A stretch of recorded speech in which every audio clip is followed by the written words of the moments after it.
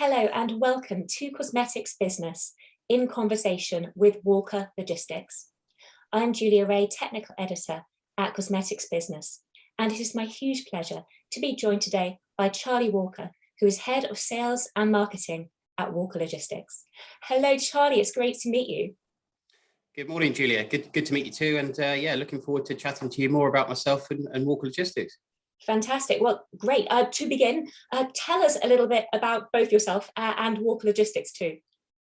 Yeah, sure. Yeah, absolutely. I'll give you a little bit of a potted history of Walker Logistics and then tell you a little bit about my role and how I fit into the family business. So we started life back in the late 70s in 1977. In fact, it was my father, who is still chairman of the business, who started things off really. So back then we were actually what we'd call a freight company, really, import export. So what we did is we moved goods from A to B, either by ocean or by air. And that was our area of expertise. And we've moved more into what we'd call the logistics and fulfillment arena. And initially, I guess that was driven by two things, really.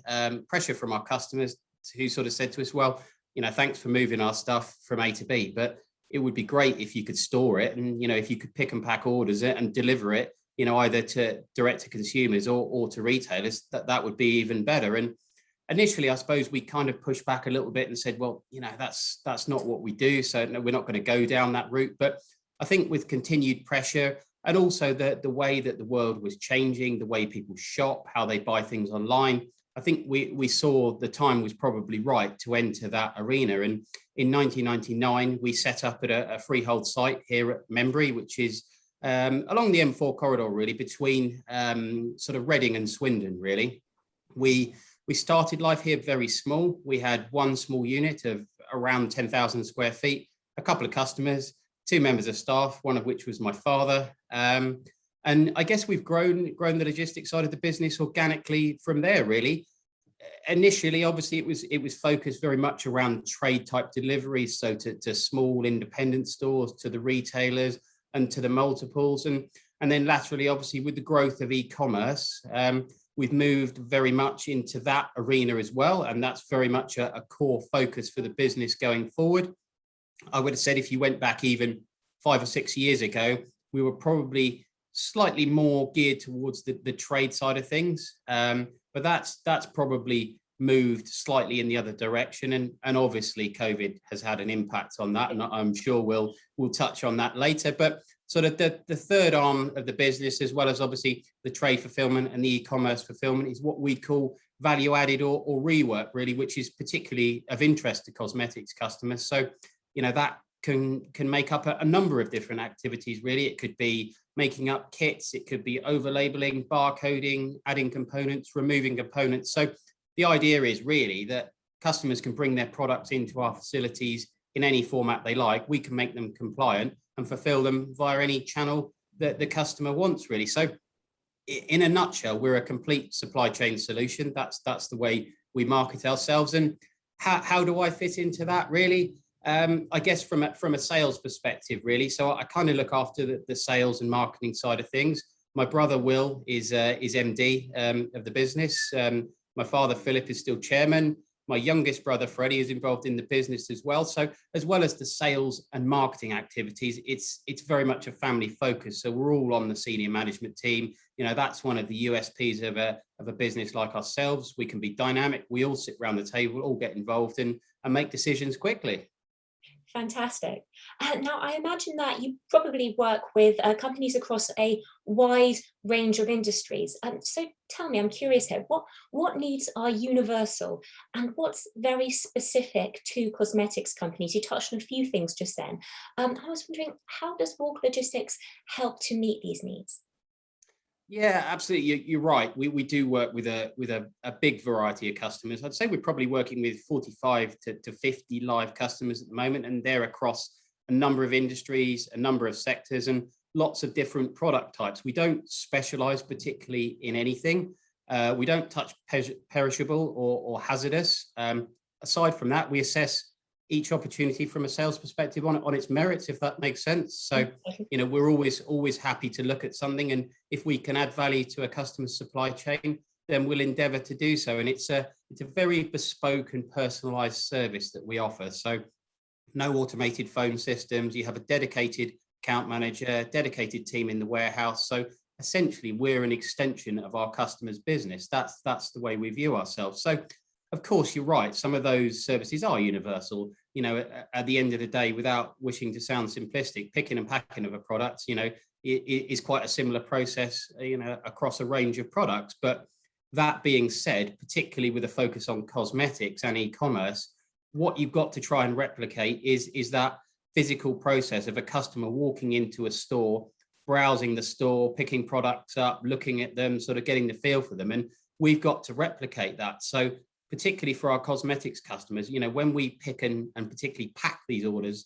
you know, we're looking at personalized branding, boxes, poly bags, tissue paper, branded stickers, handwritten gift notes. So when that package arrives through the consumer's door, you're replicating that in-shop experience, and it's what they call the unboxing experience. So it's particularly important, and that's something we pay a lot of attention to. So yeah, there are a lot of similarities, and we apply the same principles to everything we do, whilst giving each customer a bespoke touch and feel.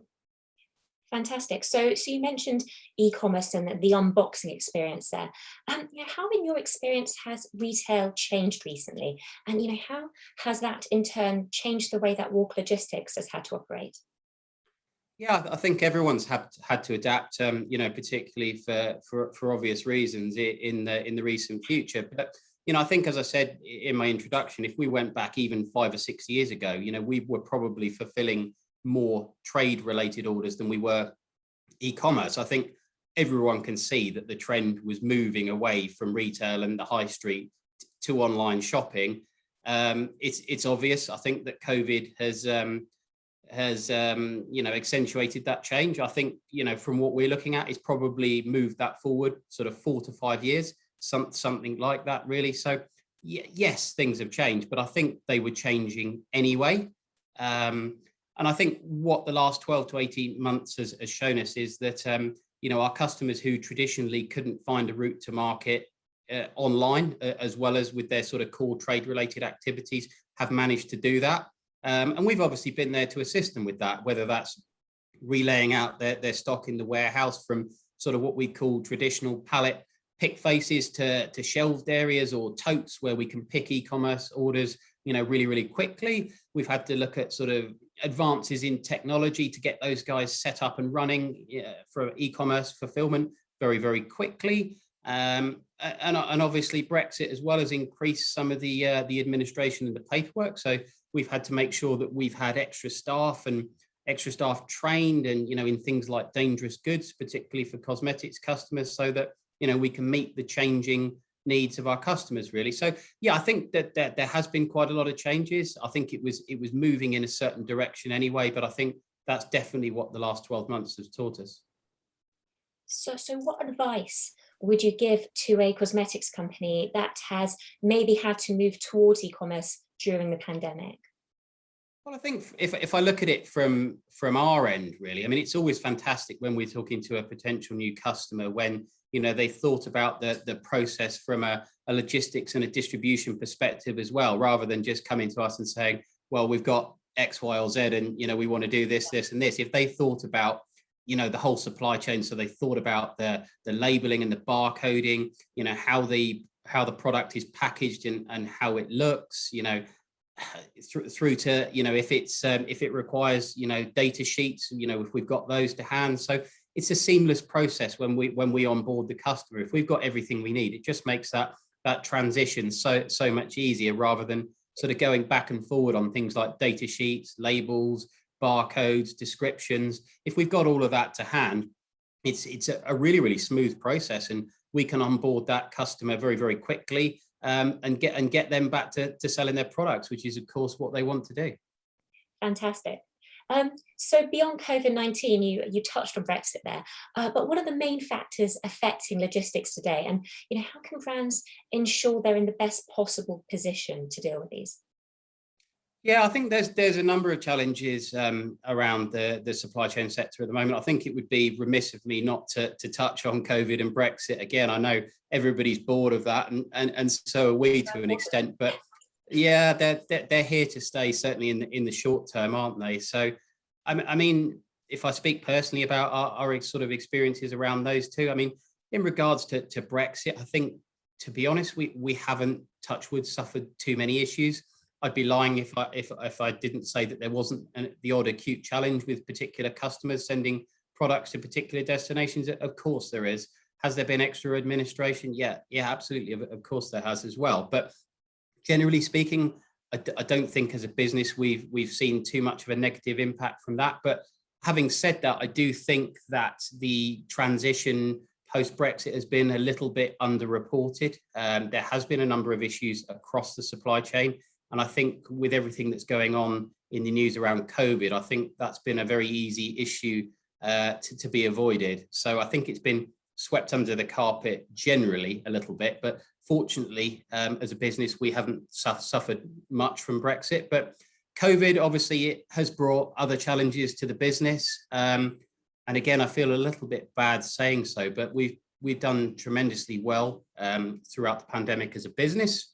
For obvious reasons, really, the increase in online orders from our customers has gone through the roof. It was up over 400% over the 12 months. And that brings its own challenges. You know, obviously customers still expect us to fulfill those orders on time, every time. And, you know, we're working in the same amount of space, trying to make sure that we keep our staff safe and socially distant. And, you know, sometimes these processes take a little bit longer for those reasons. And, you know, I think generally speaking, our customers have been very understanding. So that was certainly a challenge. And then obviously managing the peaks and troughs as well. I mean, you had various points where the trade sector was open and then periods where it was closed. And, you know, managing that as well as the increased online orders was certainly a challenge. We had to adapt. We increased our headcount by over 25% during the pandemic.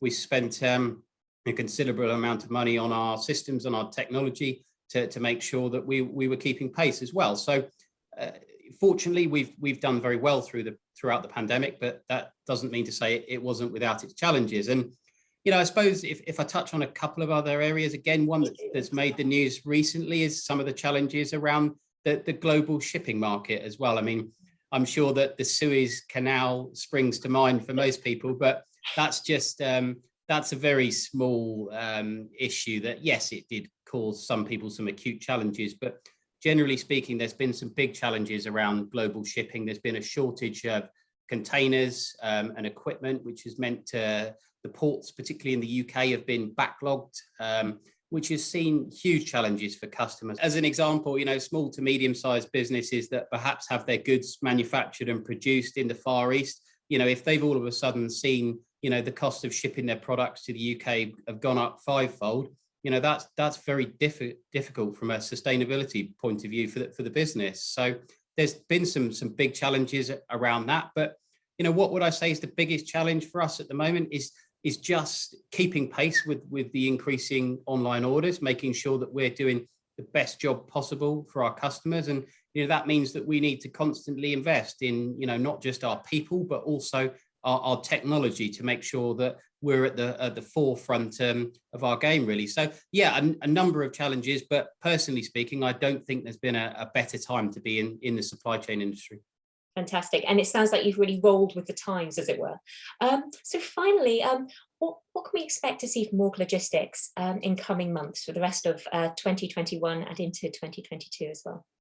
Yeah, absolutely. It's exciting times for the business, to be honest. I mean, just sort of, you know, day to day, we're obviously incredibly busy at the moment with orders across the board, whether that be trade related or e-commerce. And as silly as it sounds, we're well into our Q4 and Christmas planning for the end of the year. That's something we've been working on for a number of months. So, you know, we're very, very hopeful that everything will be eased restriction wise, and it will be a bumper Q4 for the retailers and the trade side of things, as well as obviously, you know, the peak in online orders around, you know, Black Friday, Cyber Monday and Christmas, etc. So that's kind of the day-to-day side of things. we had a lot of excitement a couple of months ago. We've just secured planning permission for a new site here at Membury. Congratulations. So thank you. Yeah, we're adding another 120 odd thousand square feet facility here at Membury, which is very, very exciting. So we're just running through the final designs and bits and pieces on that. And we hope to break ground on that facility in January with a view to it being fully operational by the end of next year. So we're very, very excited about that. We've also got a number of strategic partnerships in Europe, in Holland and Germany, which was one, a contingency for Brexit, but two, just from a sales perspective, looking to cut down on lead times for orders into Europe, etc. So we're looking to grow the European side of the business as well. So yeah, very, very exciting end to the year coming up for sure. Wonderful.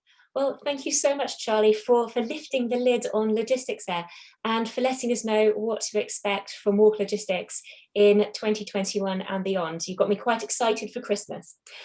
So that was Cosmetics Business in conversation with Walker Logistics. For more interviews with leading companies like Walker Logistics from across the cosmetics industry, visit our YouTube channel and hit subscribe.